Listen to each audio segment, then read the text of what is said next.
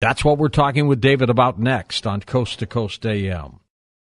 Welcome back to Coast. David Wilcock with us. David, of course, author, lecturer, researcher. He has intensively researched ufology, ancient civilizations, consciousness science. He is a subject and co-author of the international bestseller, The Reincarnation of Edgar Cayce, because he may indeed be the reincarnated Edgar Cayce. And his latest work is called The Ascension Mysteries, revealing the cosmic battle between good and evil. Here he is, and welcome back to Coast, David Wilcock. David, always a pleasure. Welcome back. Good to hear that you're still using my 12-year-old bio, but better than nothing. It's, you know what? It is continues to just get better and better and better. This book I had in Los Angeles. I knew we were going to do the interview with me in St. Louis, so I shipped it. And the UPS guy called me and said, "Are you sending a suitcase? What is this thing?" That's a big book. It doubles as an effective weapon when needed. Indeed, indeed. So what's new with you? I saw you, luckily, in Denver, where we taped another Beyond Belief episode, but you've hit a home run with this one. I didn't try to throw a glass of water on you this time. No, you were very nice to me this time. How come? Things are going really well. It's very much like akin to giving birth when you have a book like this, and this has been an incredible labor. I concocted this thing as a result of people giving me briefings about the history of our solar system, and it's a very strange story that starts with people that had extremely high technology, apparently some 2+ billion years ago, and they used a material called transparent aluminum and built these obelisks and pyramids on moons, not only all over our solar system, but apparently at least 12 or 13 neighboring stars as well. So this was a very, very prolific and widespread civilization, and then they just vanished. And that's what everybody calls the ancient builder race. And when you start talking to people on the inside, everybody knows about this thing. And I'd never really heard about this before 2014. And then I got this authorized disclosure from the United States government from a high-ranking official who'd worked in both the Reagan and the Clinton administrations. And he gave me all this stuff, and he said, "David, we don't want to put this on the news, so we're going to hand it to people like you, and then you get to put it out there first, and then later on we're going to come in and prove that you're right." Well, that part hasn't happened yet. But I did my due diligence, and I took what they told me, and I tried to combine it with as much scientific research as possible. And ultimately what we're doing is we're charting the history of a refugee group that apparently crash-landed on Earth 55,000 years ago and became what most people are now calling the New World Order. These people apparently do trace themselves back to a race of extraterrestrials that came here. Basically, they got marooned. Their ships, they were in a war, they got shot at, their ships were billowing fire and smoke, and they crashed on Earth, and they didn't have enough techie guys to be able to figure out how to rebuild them to get off the planet again. And nobody came to save them, I guess. Nobody came to save them. In fact, people were coming to kill them, so they had to go and hide. And this is all considered common history. So I really feel, as far out in sci-fi as all this is, I'm really just trying to be a historian.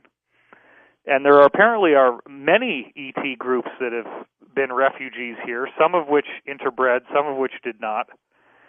And this is really just tracing the one that has the most intrigue for us now, because they happen to be running the financial system and a lot of Western governments.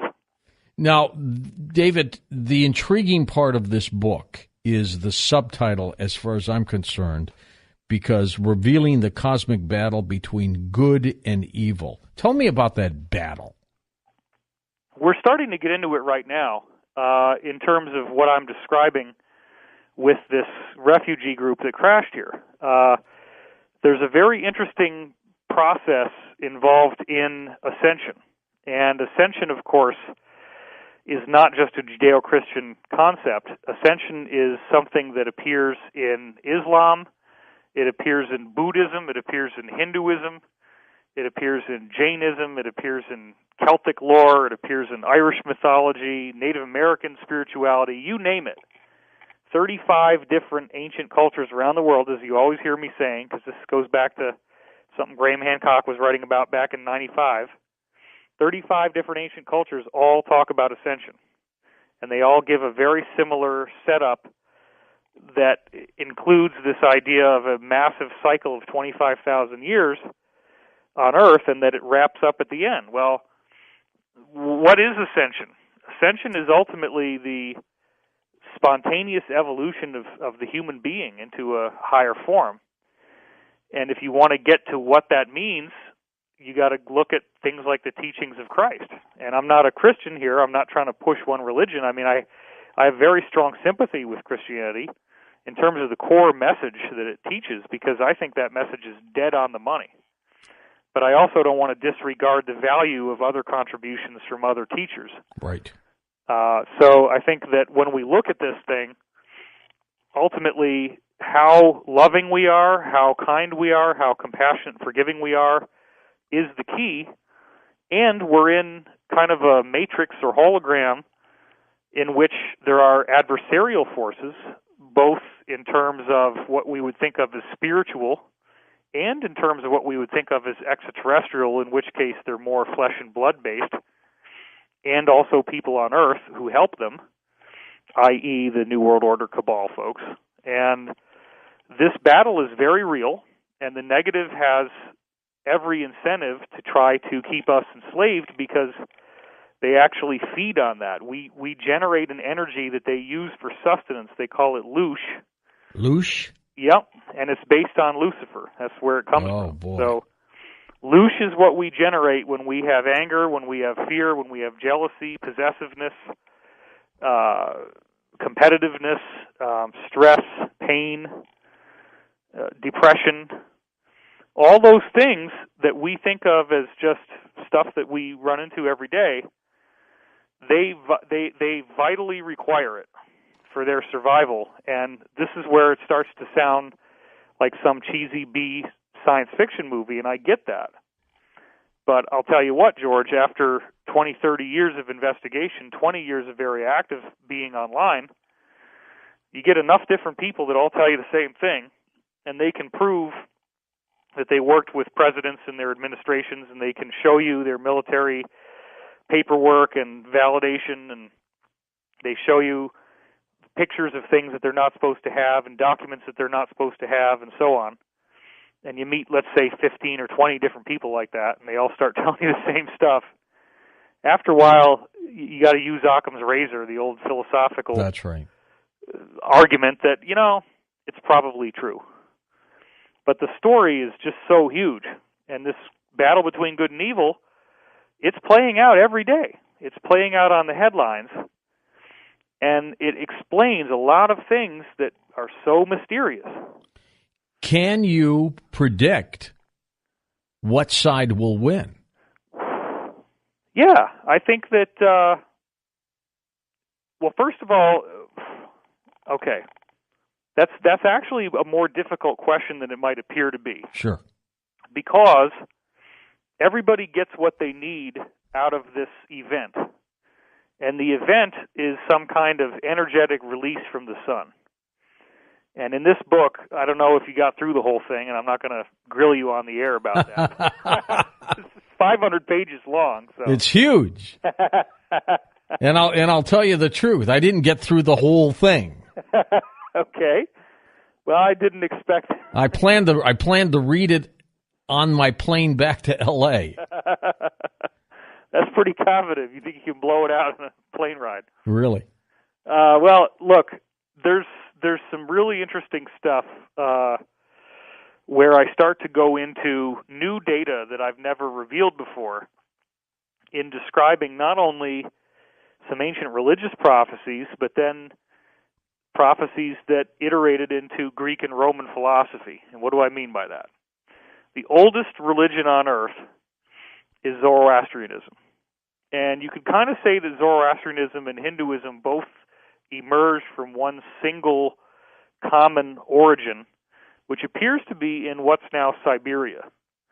And those people originally were living in a more tropical place before the earth moved its position causing a terrible cataclysm that we call the Atlantean flood or the Noah's flood in the Bible. And these people had to migrate south where it was warmer, and one strain became the Hindus and one strain became the Zoroastrians. Well, these people were very well aware that the sun gives off a big flash of energy and light at the end of these great cycles that they talk about. What I didn't realize until I started to do research for this book is that science continues forward into Greek and Roman philosophy, where it's known as ekpyrosis. And the scholarship on ekpyrosis, up until I wrote this book, and I think a lot of people are going to look at it now, it was so obscure that I was finding scientific papers that only had 23 hits. And yet they're like so relevant to everything that everybody on Coast is talking about. Because these are Roman and Greek philosophers who absolutely believe that the sun gives off some big flash of light and energy at the end of the cycle, and that it completely changes what it means to be human. And that is the center of gravity that all this other stuff is orbiting around. It's a very interesting discussion because we like to think of a steady-state universe in which everything just kind of keeps ambling along and does its thing, and it's boring, and it's, I can pretty much see where this is going. Actually not. If the sun does this thing that the Zoroastrians told us about, and the Hindus told us about, and Jesus tells us about, and Buddha told us about it, and everybody tells us about it, the ancient teachings. If the sun actually does this, it's okay. Let's go to the Quran, right? The Muslim Bible. All right. The Quran. It says that time stops, and that is also reflected in the Egyptian scriptures, including things like the Emerald Tablets and some other scriptures as well. Time stops. Time comes to an end as we know it. It's a dimensional shift. There's some sort of fundamental change in the way that time processes for us. And apparently, once we go through this, we will have lifespans that are much longer. We'll experience time differently so that, and again, I'm going to use the Bible a lot, but a year becomes like 1,000 years. So in other words, you could live for what we would think of as 80 years of our time, but now it's like 80,000 years. Or almost somewhat like Methuselah. Exactly. So then the weird part is that once we go through this change, we also may develop, we may gain access to extraterrestrial technology that's widely in use all around us right now. And these people have made a unified agreement not to show themselves to us at this time. They can only give us little mysteries and occasional sightings, which, of course, these days, even a very good quality sighting can be disputed on YouTube because of the ubiquitous presence of motion graphics and computer animation. You don't know if anything's real anymore. It would take a very massive sighting over a major urban area that, thousands of people film with their cameras from different angles. That's what it would take to really break the wall down. Didn't we get that in 97 with the Phoenix Lights, David? We got it in 97. We got it in Mexico City 1991. We got it in 1945 with the Battle of Los Angeles. We got it in 19-whatever it was with the Fatima sightings of Portugal, where 90,000 people see a silver disc. This is around 1914. They actually thought it was the sun coming down, which I think is a little ludicrous. I think it was a flying disc. Yeah, and it created rainbow colors all throughout the sky. And after this event was over, it had been soaking wet. Everybody was soaked to the skin, and yet when the craft disappeared, everybody's clothes were completely bone dry. And that is obviously an advanced technology. They called it a miracle. They also saw what appeared to be flowers coming out of the sky, but they were holograms because when they hit the ground, they disappear. Little white flowers. That's right. So, look, 90,000 people saw this. The Battle of Los Angeles, over 1,000 eyewitnesses. Apparently over 1 million people actually witnessed it to some degree. They took the craft that was seen and they put a little periscope on the top, and that's what you see in the movie version of War of the Worlds. So, but it's just that, 1952, right? You have a whole fleet of ships that fly over Congress. If that had happened now with people's camera phones, it would be all over. Oh, sure would. So we're just waiting for the big one. And I think once that happens, well, I don't think. I mean, it's pretty obvious that everything changes. And if you just look at what's happened in the last couple of days, George, and I'm sure you probably talked about this on your show, and I may be redundant here, but just like you haven't read my whole book, I haven't listened to your whole show. So there you go. Well, but you have listened to the whole show. Well, in the last few days, they're telling us, and when I say they now, I mean mainstream media outlets that are taking their hints from things like AP, Associated Press, with the wire service, right? The nearest star to Earth, Proxima Centauri, 4 light years away. Great story. Probably has an Earth-like planet around it that may actually have an intelligent human-like civilization living on it already. And at the same time that they're telling us this, they tell us that SETI is now analyzing a WOW signal coming off of a nearby star. Found by the Russians. Uh-huh.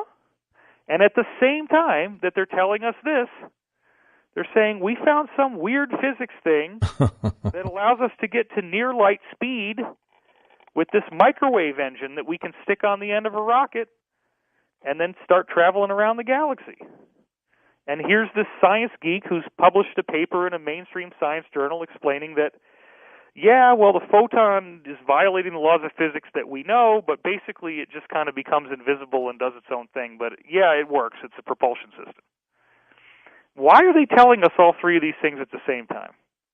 If you have the benefit to be able to bend the ears of insiders like I do, then what we're hearing is that on Earth there has been a fierce battle between dispossessed elements from the Pentagon that got kicked out by the cabal and ended up forming an alliance outside the governmental structure. And there's a lot of them. And they're doing this with foreign countries. America is very much involved in this. Apparently, as I've been saying, a sizable majority of certain branches of the intelligence services and the military in America is actually working to uphold their oath of enlistment, which says to defend the Constitution of the United States against all enemies, foreign and domestic. Okay, they're doing that. And I just watched them again the other night. You watch movies, the Marvel movies, Iron Man 3 and Captain America Winter Soldier. You don't believe there's an alliance? Well, just watch those movies. It's crazy how much they reveal about this column in the military that's working against these globalists. And what they're doing is they're getting ready to tell us. And even the cabal themselves knows that they're out of time. They're going to have to tell us the truth. So these things, this Proxima Centauri thing and the SETI WOW signal and the microwave engine, all of that stuff is getting ready for what they call a partial disclosure. And what that means is that they are going to show us ships that they already have that can go around the solar system. They're going to introduce us to astronauts who fly in them. It's going to be very public. And they may not do this right away because they want to try to roll this thing out over a period of time. But then we find out that movies like 2001 were real. And they found these crystalline obelisks and objects on various moons, including the Earth's moon. That's dramatic stuff. David, we're going to take a quick break, but we're going to come back. David Wilcock, our special guest tonight, his latest work is called The Ascension Mysteries. His website, divinecosmos.com, linked up at coasttocoastam.com. When we come back, we'll continue talking with him about this difference between good and evil. And also, he's got some incredible information of the secret space program. And welcome back to Coast to Coast. David Wilcock with us, his book, The Ascension Mysteries. It's an amazing book, and it is a huge book, but it talks about the battle between good and evil. And, David, I want to talk a little bit more about that and then get into the secret space program. And, of course, you and Corey Good do programs for the Gaia television network that are just riveting as well. You've been doing this for a long time, but you went through some personal struggles yourself, did you not? Absolutely. The whole first half of the book is a description of that. And how did you pull yourself up from the bootstraps to to get to where you are now? Well, in the book, I describe how we are all living. I mean, I was born in 1973. I'm 43 years old now. I grew up in the mass nuclear suicide cult portion of American history. Huh. They could fry us at any time. It's very likely, and there's not a damn thing you can do about it.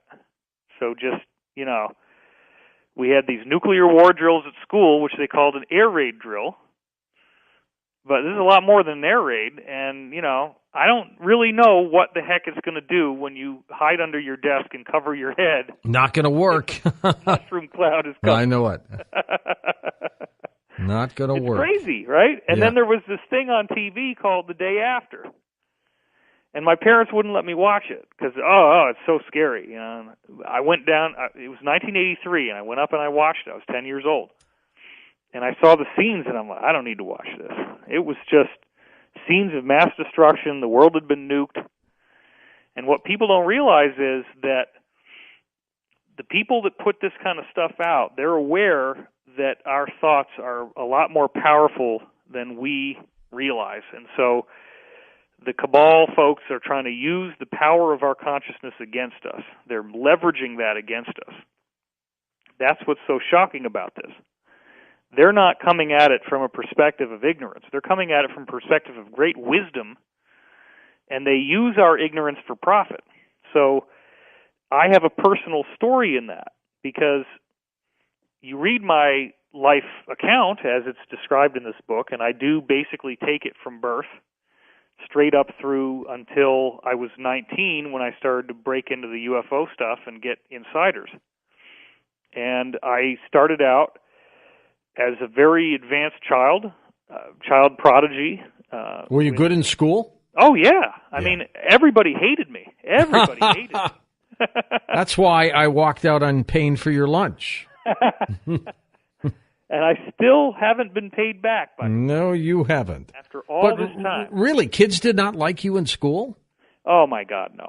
I was bringing a book to school that was how to develop your ESP ever since I was 7 years old. Oh, my gosh. I put a white piece of paper over it and wrote free reading on it, and if you take the book, you can still see the indentation where it says free reading if you hold it under a light. And I also, the other thing I kept bringing to school was a monthly magazine called Odyssey, where they took, NASA stories and photographs about various astronomy issues and wrote them for kids. Did teachers think that you were a little weird? Well, yeah. In second grade, I did a classroom demonstration of my ESP for the whole class. How many kids have done that? That's right. And I assume it worked. Yeah, I had a psychic club. I talk about this in the book, where the kids, I had a group of I forget how many exactly. I think there was 4 kids, maybe 5. And I'm not going to say their names, but I definitely remember who they are. And one of them was my buddy who I was hanging out with all the time. And we'd already been doing this stuff on our own. And they would go around the corner of the building, and they'd pick a number 1 through 10. And they'd all agree that that was the number, and then they'd come back around. And I would just take the first number in my head, and I'd tell them the number, and it was right. And I had 100% accuracy. Amazing. And they tried to fool me by coming up with a fake number and then saying, we'll pick the real number now, and then next time we'll pick a fake number, because they thought maybe somehow I could hear them talking, even though they were far, far away, and there's no way that sound could have traveled like that. So they they come up, and I pick the number, and they're like, yeah, you're right. And they walk away dejected. And then I see one of the kids, who ended up being a friend of mine later. He had blonde hair, and he leans into the others, and he starts whispering, and I knew something fishy was going on. And then all of a sudden I get this big flash of, it was the number 7, I believe, and it was all in stage lights like you see at a rock concert. And it just goes, and I see this in my head, and I say, okay, you guys, come on back. You already picked the next number, and it's 7. And they were so shocked that instead of being excited about this or doing anything with it, they never wanted to have a psychic club meeting again. The club basically disbanded. Jeez. You were too good. It scared them. Yeah. They didn't expect it. They didn't know how to handle it.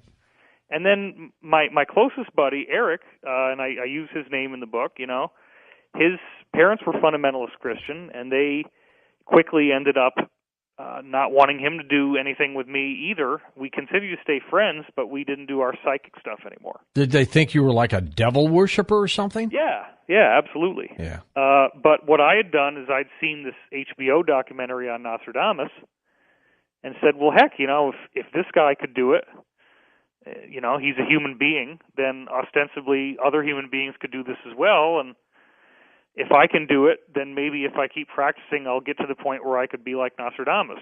And maybe I'll be able to help stop a war. And, these tools might be useful. So why would I want to hog this? I want to teach other people how to be psychic so that we have a better chance of avoiding a nuclear war. And that was my plan. But none of the kids wanted to learn. They were too scared of it. Because some people believe that you are the reincarnated Edgar Cayce, the great American prophet, at what point in your life did you start thinking maybe you were? That didn't occur until 1997, and it was in the summer, where I had been working with a hypnotherapist named Skip Weatherford, and he put me under hypnosis, and I was doing readings at the time. I'd been doing them for a year, and the readings started to pull the questions that he was going to ask me out of his head before he could speak them. And for him, that was the TKO. All resistance to the idea of what was going on being fake, all resistance to the idea of what was going on being real was gone, because this can't be done. Somebody can't just read your mind and answer your question without you having to say it out loud. And after that, he says, you got to come over to my house right now. And I go over there eventually, because I resisted at first, and then he throws this magazine cover down, and it's got a piece of white paper over the top, and there's a square cut out of the middle, and there's a face in the square, and it's an old photo from the early 20th century of a guy with a really tall, like 2.5-inch tall, starched collar.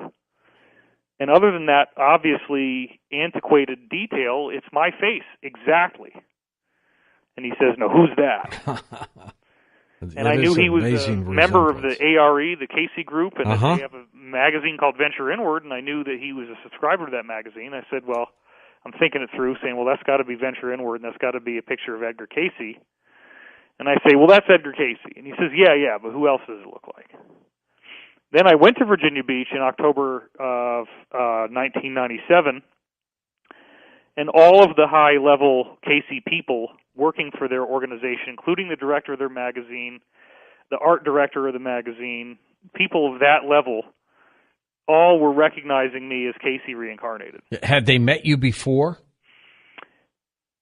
No. I moved there because I believed that the Cayce readings may have been right about the prophecy that California was going to sink into the ocean in 1998. Gordon Michael Scallion was on Coast to Coast a lot back then, and that's right. He seemed pretty convincing at the time. He turned out to be very wrong. But he was convinced everything was going in 1998, and I said, well, if Cayce said that Virginia Beach is a safety land, then that's where I want to be. So I get there before 98. But then later on, I found out that Cayce had been influenced by a negative entity called Halaliel, and that those readings that talk about California sinking were from the negative entity. Most of the people that wrote books about Cayce didn't realize that his own group later repudiated those prophecies and said they're not true. Well, are they not true because of the date, or are they not true because of the event itself?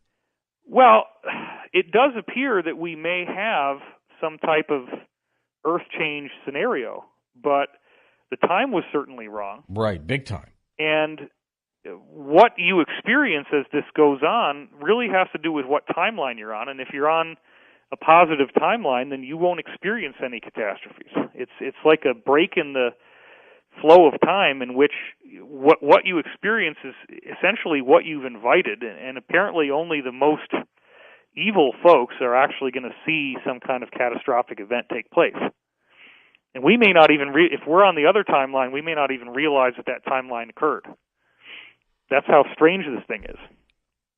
Well, it's uncanny, the resemblance, ever since we interviewed you and Winfrey about this. Well, I want to point out, just so people don't get the wrong idea, the book doesn't even go into that. That's later in the story. This book kind of this book you're talking about, yeah. Right? The Reincarnation of Edgar Casey book's already been written. My next book that I write all by myself will probably get into all that stuff in a lot more depth.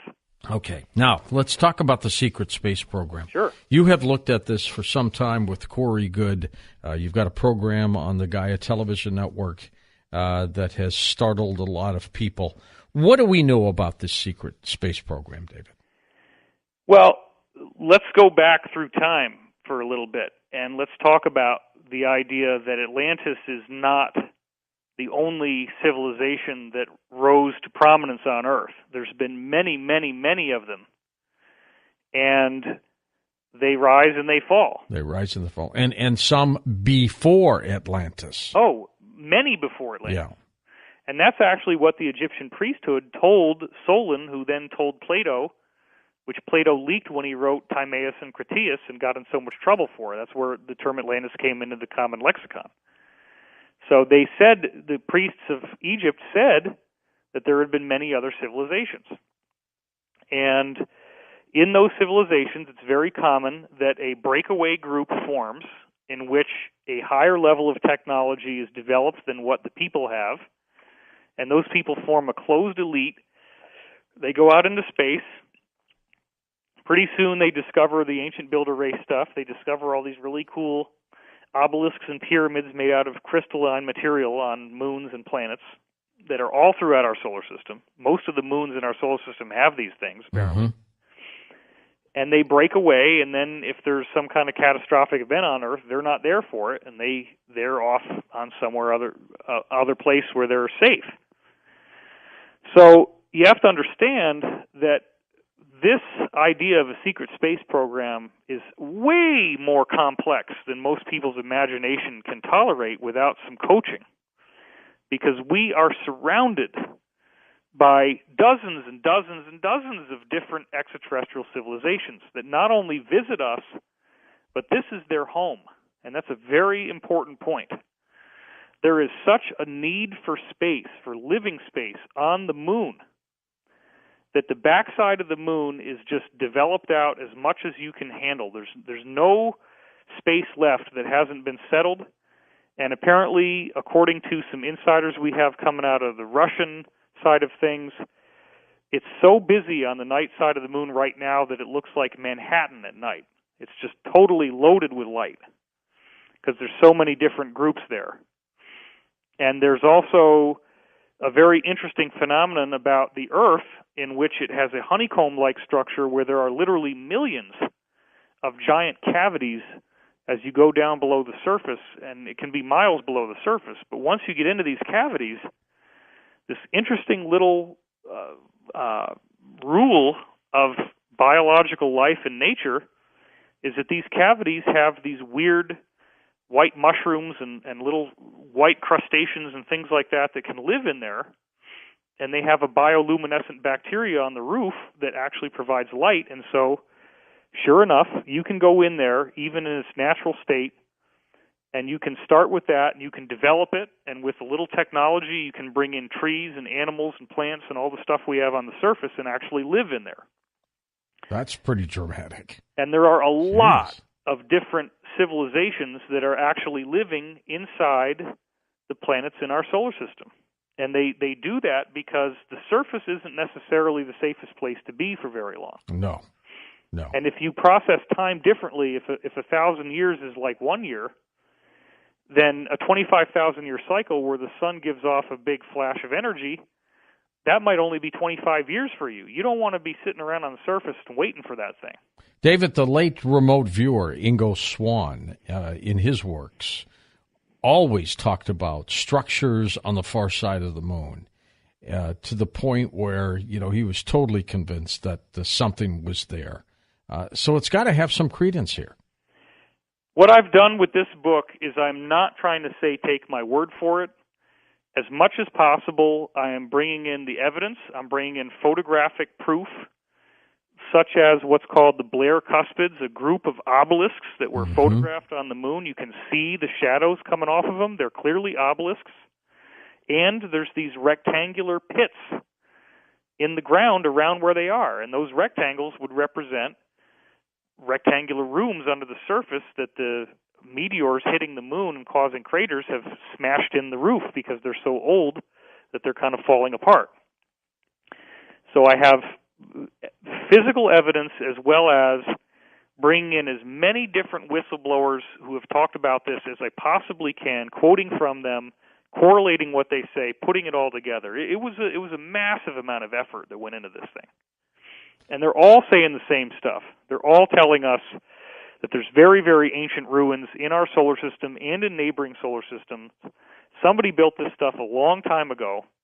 Many other groups have come in since then, and this technology that's the really old stuff is actually better than theirs. Why hide it from us?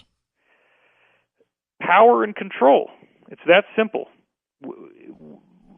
When you are trying to establish yourself as a dominant force, you don't want there to be a bigger alpha male on the block. You want to be the bully. You want to be the guy that everybody pays tribute to, tribute payments as well, pay you for protection.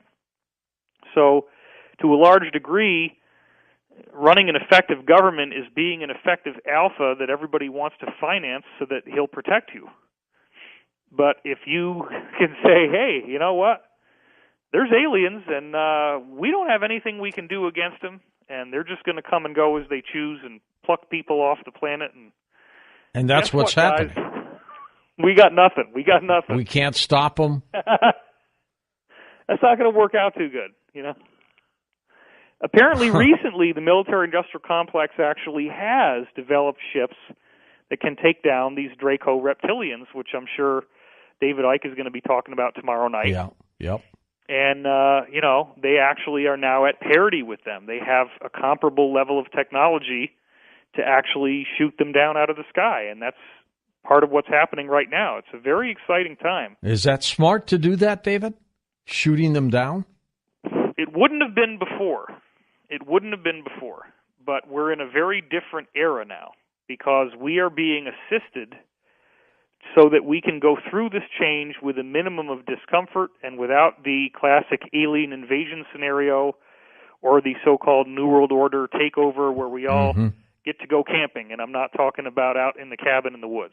We're going to come back in a moment with David Wilcock. We're going to take phone calls, but also get into the title of his new book, The Ascension Mysteries, and talk more about that and explaining the abilities that we will have as an ascended race. What does that all mean?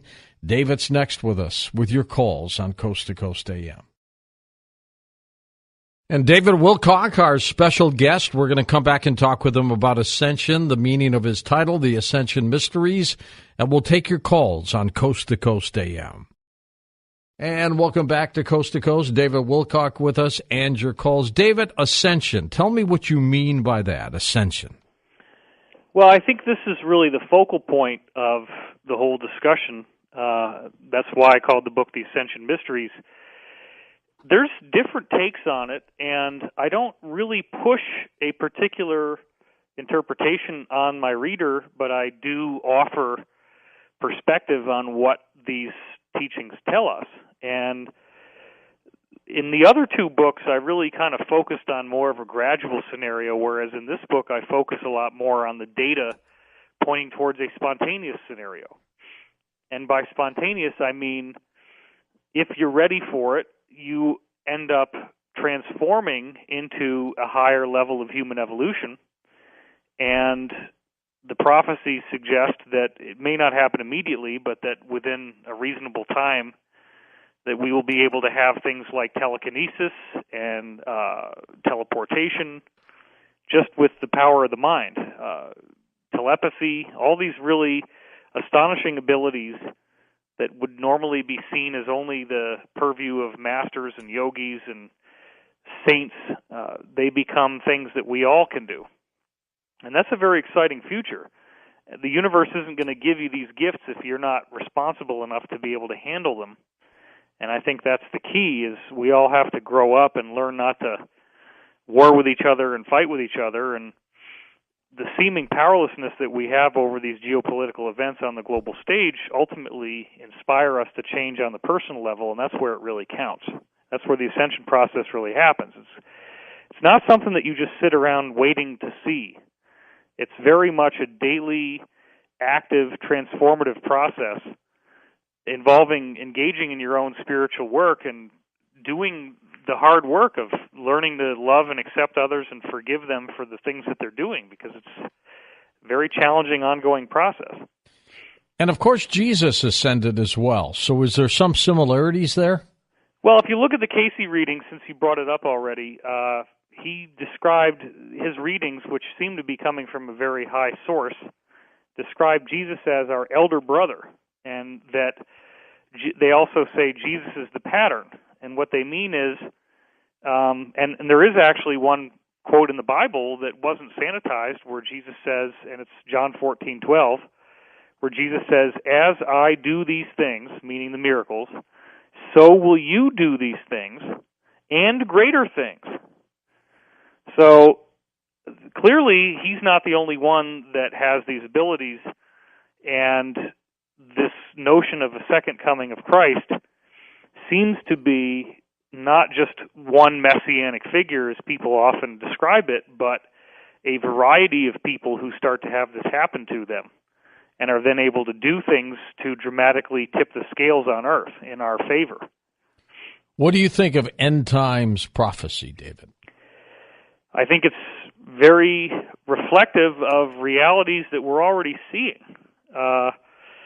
We've had the hottest summer on record. We are having wars and rumors of wars. We're having wailing and gnashing of teeth. We're having mass starvation, droughts, epidemics, financial destitution, all the stuff that if you go back to what the Hindus said about the Kali Yuga, Buddhist end-time prophecy, Islamic end-time prophecy, Christian end-time prophecy, Judaism, I mean, it's all over the place. The Hopi prophecy, I mean, everybody basically described a world that becomes increasingly polarized, where the contrast between good and evil becomes so obvious. And, of course, the New Agers and White Lighters are going to say, oh, there's no evil, and you need to just love the evil. But, look, if you get abducted by reptilians and pulled into the galactic slave trade, I don't think you'd be saying there's no evil.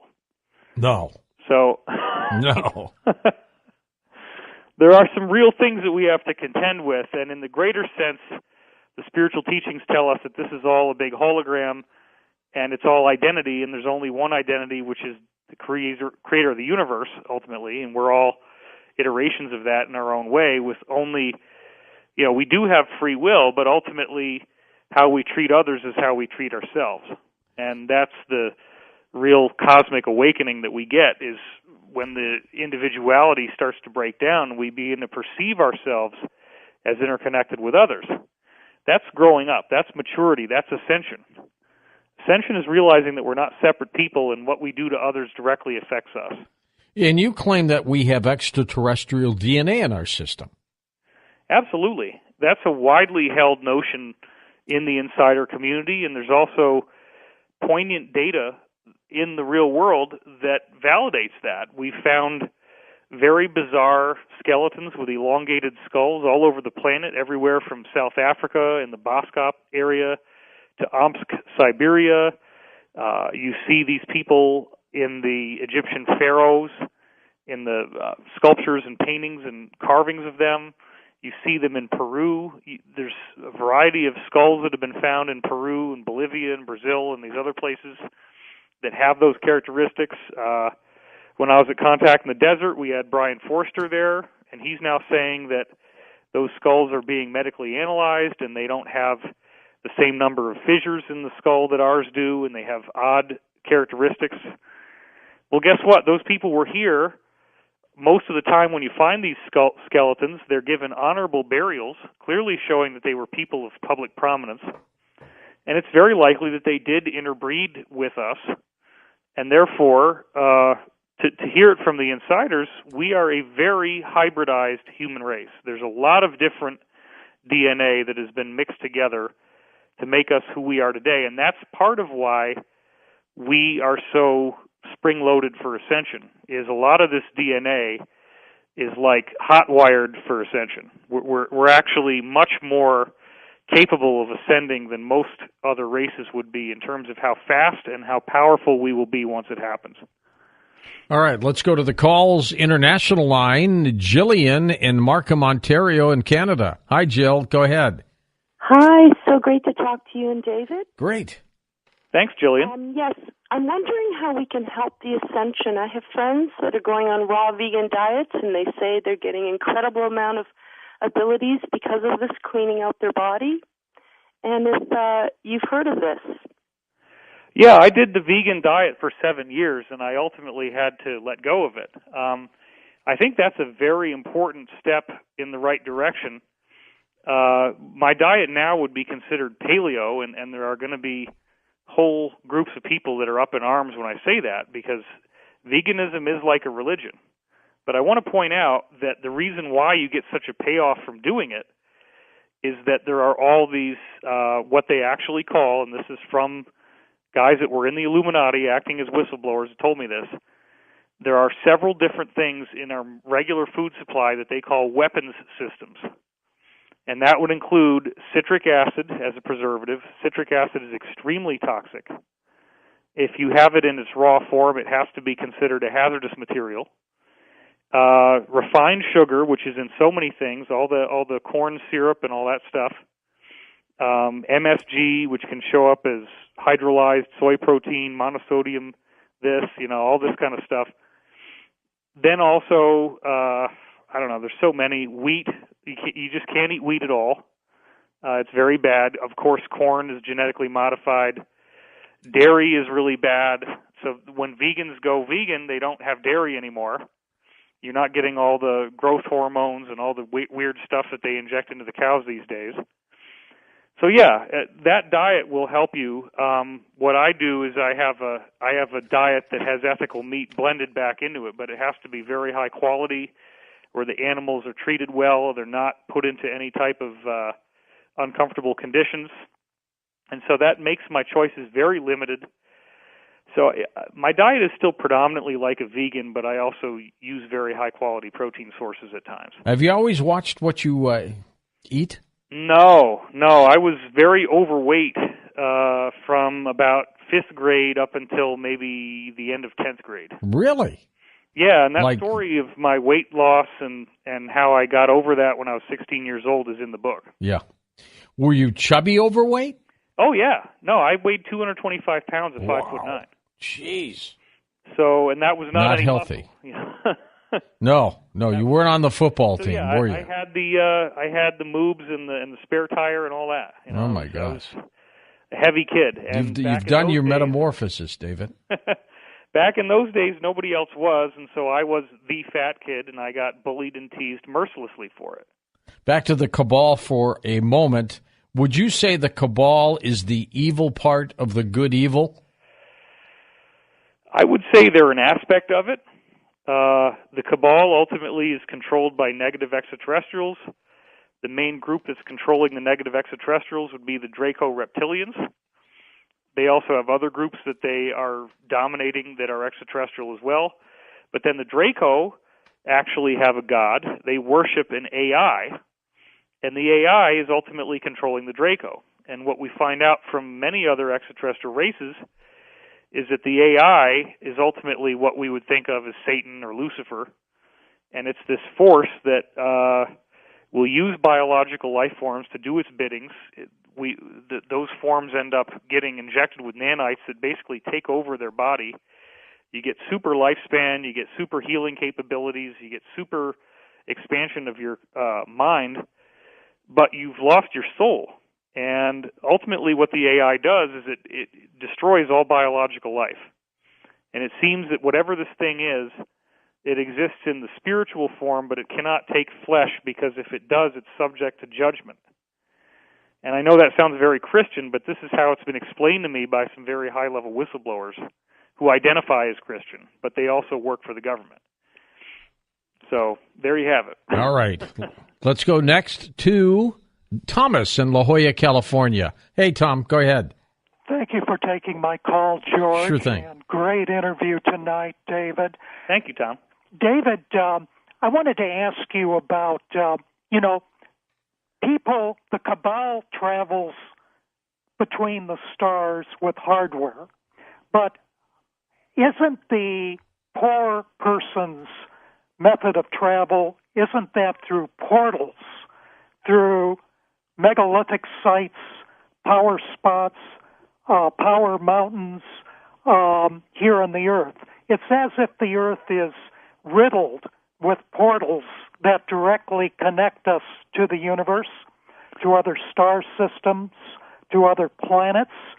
The Native American traditions talk about portals at power spots such as Mount Shasta, Cuchama, here in the San Diego area, and even in power spots, in the Southwest, etc., in England, in France, in Asia. These power spots connect us directly because they are portals. You go to the power spot, whether it's Giza Plateau, Göbekli Tepe, Baalbek, etc., Stonehenge, and at certain times you can step through into another world, another star system. And I was wondering if you would comment on that as opposed to hardware, spacecraft, that maybe the techniques of travel between the stars are already there, existing as portals all over. Yeah, sure. I mean, I could do a 2-hour dissertation easily and only do a basic outline to answer your question. So let me see if I can do an elevator version. In 2 minutes. Yeah. The new book, Ascension Mysteries, is essentially a companion volume to my original book, The Source Field Investigations, which is a cosmic encyclopedia, has over 1,000 academic references. And I do get heavily into portals in both of those books. The new Ascension Mysteries book has a lot of stuff on this. But to go back to Source Field for a minute, what we're ultimately dealing with is sacred geometry that appears as resonant fields in the gravitational field, actually. So they're like waves in gravity, and they're invisible, but they exert force, and they actually shape the continents and the mountain ranges and the undersea volcanic ridges on Earth. And there are all different levels of geometry depending on where you're looking, and it's when they cross, because they all rotate at different speeds, and that's geometry inside the Earth as well as geometry in the alignment of the planets. When certain alignments take place, you get these bubbles that actually glow. They give off light. And if you happen to go inside one of those bubbles, you could portal. But the question is, can you control where it's going to go? And so a lot of these ancient sites, their basic purpose is to harness those bubbles, to draw them in at the times that they're formed. But then what we now know from high-level insiders like Corey Good is that the priesthoods would have these special tools, such as things made out of solid gold, and those tools are very important in terms of knowing where you're going once you step into that ball of light. Because if you don't have one of those tools and you don't have a highly developed consciousness, you could very easily get lost somewhere in space and never come back. Remember the movie Contact with Jodie Foster, okay? I had lunch with the guy that wrote that movie today because he's working on my new film. Really? Bring that up, yeah. How about that? Yep. Talk about synchronicity. I mean, we're 3 weeks away from finishing Convergence. Thank God, finally, after all these years. It's taken you a long time, but it'll be worth waiting for. Yeah, and we got a bunch of financiers lined up who want to work with A-list screenwriters, and they want to do disclosure films, and so things are looking really good right now. Good for you, David. Did he talk a little bit about Contact and what he meant by that wormhole for travel? An incredible propulsion system. Yeah, that is essentially he didn't know, let's just put it clearly, he didn't know that this was based on truth. And we talk a lot about why did she see an apparition of her father, even though it clearly was some other being that was not her father. And that this is, and he says, this is how it's been done for billions of years. That's right. And they're looking for the same thing we're looking for. Yeah. And that's just a very accurate reflection of what's really going on. Jim is working on another film with a major UFO personality. I can't say who it is yet because it's, these things are governed by proprietary agreements. Of course. Speak about them, but I'm just really excited that he's doing my film. And I mean, we did not plan this. It's really funny that you would bring that up because I literally just, I had to take a big bite out of my schedule and drive down to Santa Monica. We had lunch at True Food Kitchen.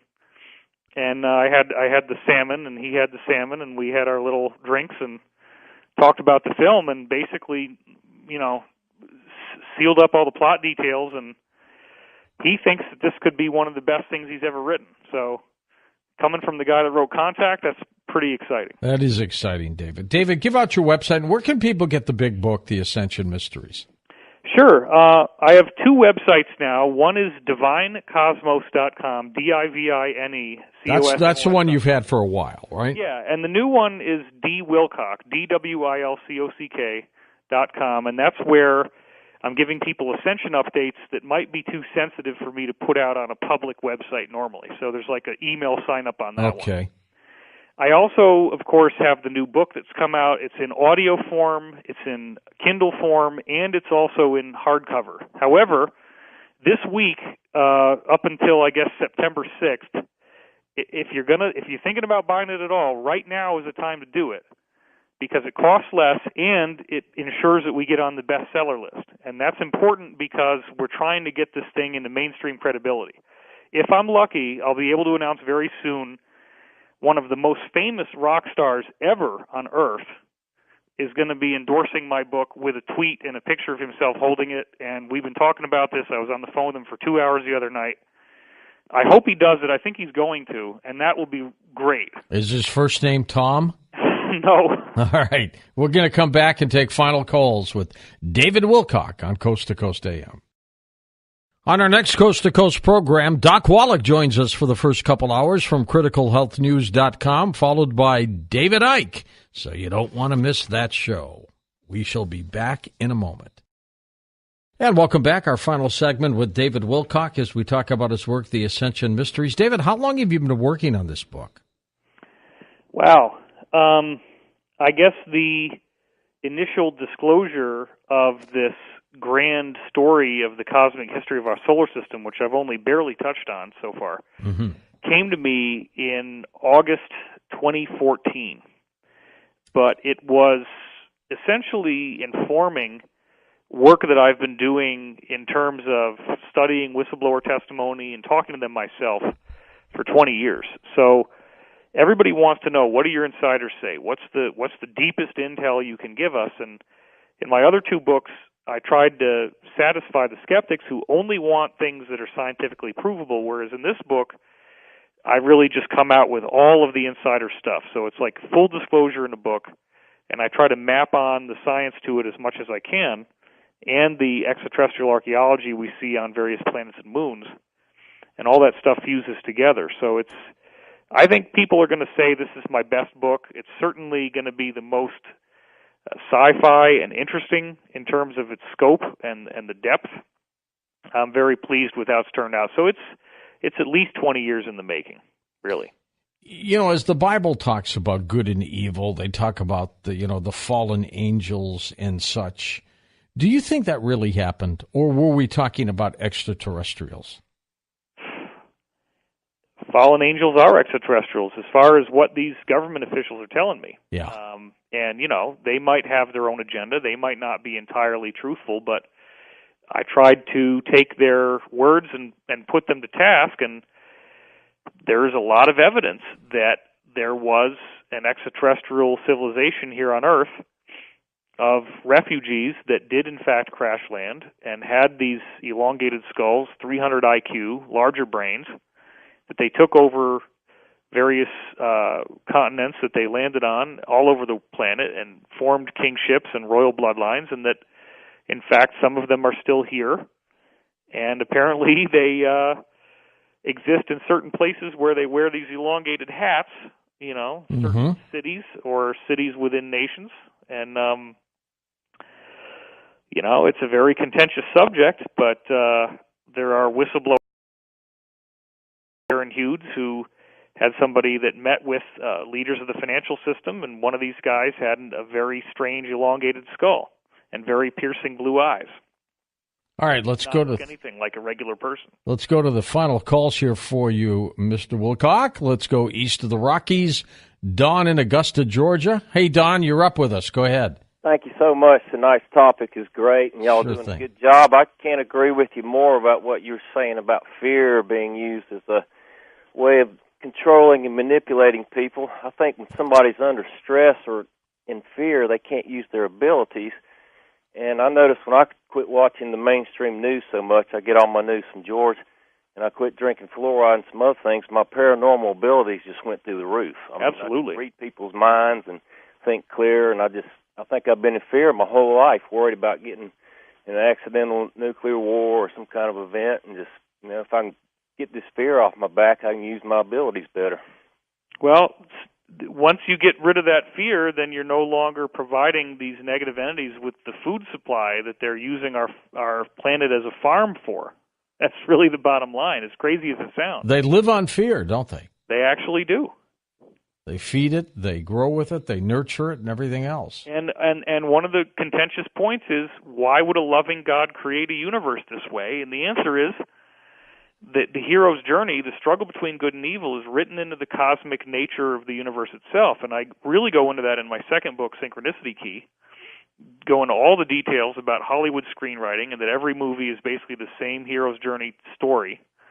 And you have to have a villain. And so the villain is given an incentive to do evil because they require it. And they either have the option ultimately of going positive, or else they essentially dissolve back into the pure energy of the universe.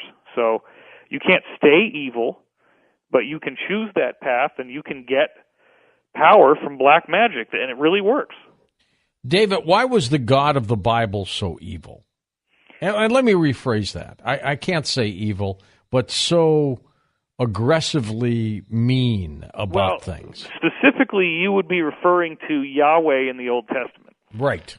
And this is an area where the Law of One goes into detail about it, in saying that Moshe, or Moses, was originally in contact with a positive entity, but because he was doing psychic parlor tricks and having people say, hey, man, take your staff and turn it into a snake, and he said, sure, check it out, that he ultimately lost his positivity from that, which, again, is contentious. It's a very contentious subject, but this is what the Law of One says, that the negative Yahweh was able to, it wasn't actually named Yahweh at all. It took that name, and that's the angry God of the Old Testament. The angry God of the Old Testament is a Draco. And so you're going to see all of this Draco type of stuff that it's saying and doing, like I will smite thy firstborn, and I will bathe you in blood, and all this kind of crazy stuff. Isn't a Draco a reptilian? Yes. And didn't they also confuse the Draco as the devil? Yes. I mean, the Draco live in underground bases. They have vertical slit pupils and reptilian skin, and Christians have been saying that Satan lives in hell, and hell is underground. And so there is some kind of weird, that's amazing, subconscious telepathic thing where we're tapping into something that's true. West of the Rockies, Wayne in Tacoma, Washington. You're on with David Wilcock. Wayne, hi. Good evening, gentlemen. David, I wanted to ask you if you think that the psychic abilities that you have can be achieved by people, perhaps maybe men's of people or something that can tap into other things, like Dr. Doom teaches, his program. Remote viewing, yeah. I believe that, intuitive ability, I just want to say this at the outset. I don't think that I have any special DNA or special power. I was fortunate enough to get into this and start reading books on how to develop ESP when I was 7, and I began practicing the exercises. And it was only after I practiced the exercises that I had my psychic club and that I did classroom demonstrations. Before that, I only had natural ability, which a lot of kids do, and it wasn't anywhere near as sharp as it was once I practiced. And so once we get a more formal disclosure of the truth and people understand what's really going on, then they're going to see, Wayne, that our lives are made to have this ability. And it's been taken from us by disinformation, by lies, by fear, by telling us that it's evil or it's negative. But again, even if you're coming at it from a mainstream Christian perspective, if Jesus is saying in John 14:12, "As I do these things, so shall ye do them," well, then Jesus is able to walk up to a woman and tell her who she cheated on her husband with and give the names. You know, that's in the Bible. So if he could do that, then ultimately he's saying we'll be able to do those things as well. Remarkable work that you continue to do, David. Does it come to you via whistleblowers, some of it? That's a more recent phenomenon. I would say that originally, for many years, it was just straight-ahead academic research. And as a kid, I was doing a lot of academic research. I was reading books all the way back in 5th grade. I read a book from Francis Crick on DNA not being possibly random at all, but that it had to have been a divine design. I read a book called Body Language by Dr. Julius Fast when I was in 7th grade. It fascinated me because it talked about the subconscious and how it reveals itself in the way that we hold our bodies. I was reading books on lucid dreaming when I was a junior in high school, shamanism, all this kind of stuff. It was only later on when I found out that NASA knew that extraterrestrials were real since its inception and had been covering it up, that I began to very deliberately seek out people who had this knowledge. And for many years, I couldn't find them. And I was just a blogger writing stuff on the Internet back at a time when you basically had to have like a doctorate to be able to make a website. And I was lucky enough to get in early, and so people started to come to me because there really was nobody doing this back then. Very few people. And over the years, I built up a cadre of insiders who have impressive credentials. Many of them have come forward, others have not. And I just have tried to synergize everything they say together, both on Cosmic Disclosure and in this new book. I'm so excited. It's a major relief for me to finally be able to just tell the truth. And I'm not concerned about what the skeptics are going to say because I didn't write this for them. Without the fallout. Yeah, I mean, I've done 2 books that prove that I can show you. I mean, look, people wanted to give me an honorary PhD for the first book, just the first half of the first book, because you only need 120 to 150 references for a PhD. My first book has 1,000. Second book has over 600. The third book has something like 300. So, you know, multiple PhDs worth of research in there. That's why I got, 2 shows on Gaia. That's why I'm on Ancient Aliens all the time, just like you are, George. You know, I don't know about you, buddy, but I mean, everywhere I go, people are like, "Oh man, there you are." You know, it's crazy what's happened in my life, especially in the last 6 months. It seems like everywhere I go, I'm now getting recognized. Everybody wants a photo. And I think that's just because I've done hard work, just like you have, George, for a long, long time. And I've just stayed in the game. It pays off. It pays off. It just took off. You're getting the information. Let's go to Dennis in Idaho. Hi, Dennis. Thanks for calling. Hi, guys. Hi, gentlemen. George, you amaze me with your knowledge about how the God of the Bible is depicted there as like a monster. You know, it's a long, big discussion. You were spot on.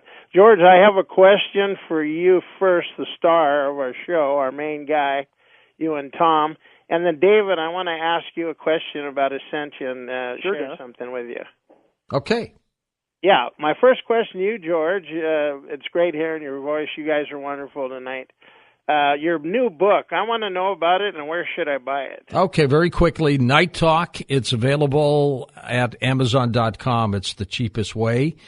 So you just go in there and type in 2 different words, Night Talk, and the book will pop up, and you can order it that way.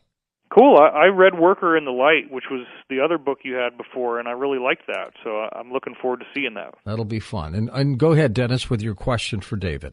You guys are awesome tonight, yeah. And George, thank you for what you're doing with the electromagnetic pulse weapon. Oh yeah, I'm not going to give up on that. Take us out. That is so important. You're the star. That's awesome. What you're doing there. That would just take us out.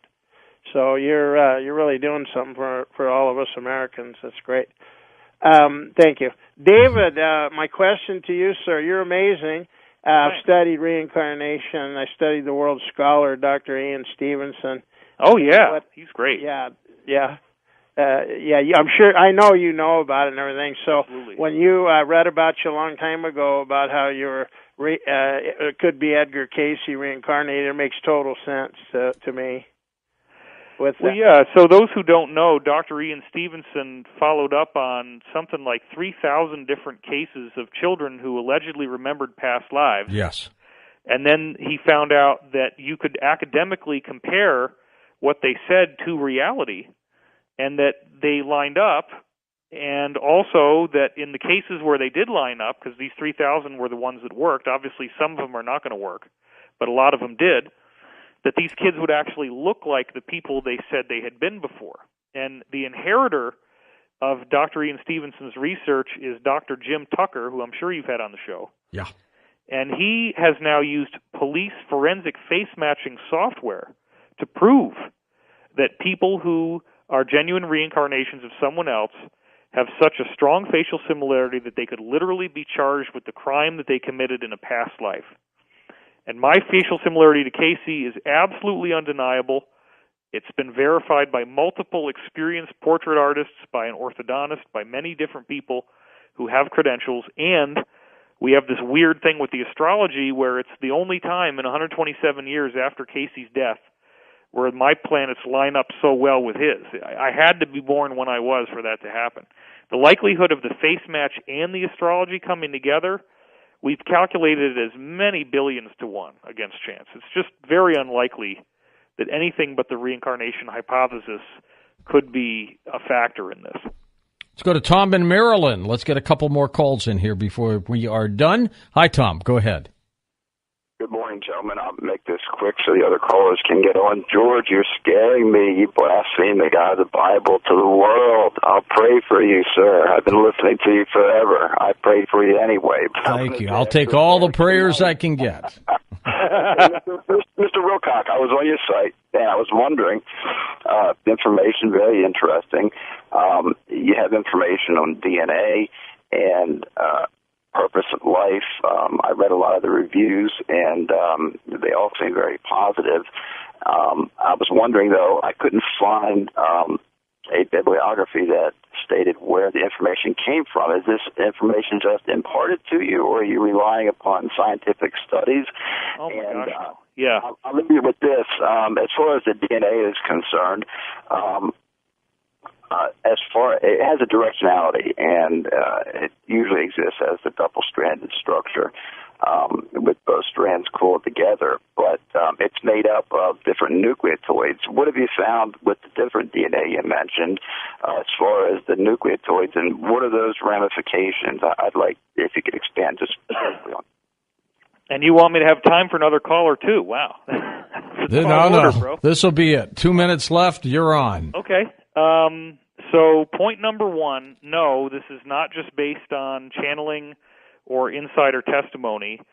I don't think anybody, except for maybe Lynn McTaggart in her book The Field, and maybe the classic, there's some other classic books that talk about the holographic universe by Michael Talbot. That's what I'm thinking of.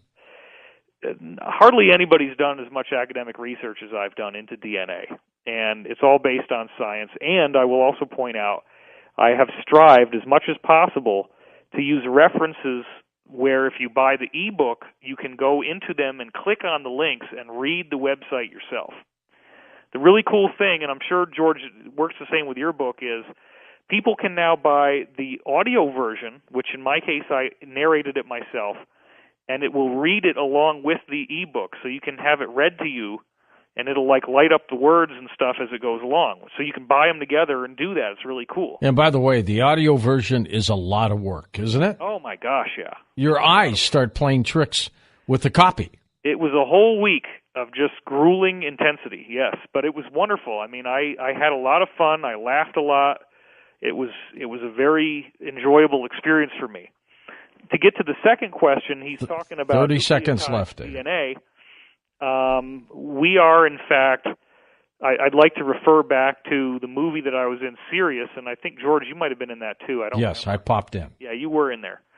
And we, in that movie, described this little corpse that was 6 inches tall, humanoid, but with a very large skull, in which some of the top geneticists in the world tested it and confirmed that it had 10% anomalous DNA. And clearly, that alone is dramatic. David, thank you. We're out of time. The Ascension Mysteries by David Wilcock. For Dan Galante, Tom Danheiser, Lisa Lyon, Lex Lonehood, Sean Ladesseur, Stephanie Smith, Greg Bishop, Chris Borelson, George Knapp. I'm George Norrie, somewhere out there on Coast to Coast AM. We'll see you on our next edition. Until then, be safe, everyone.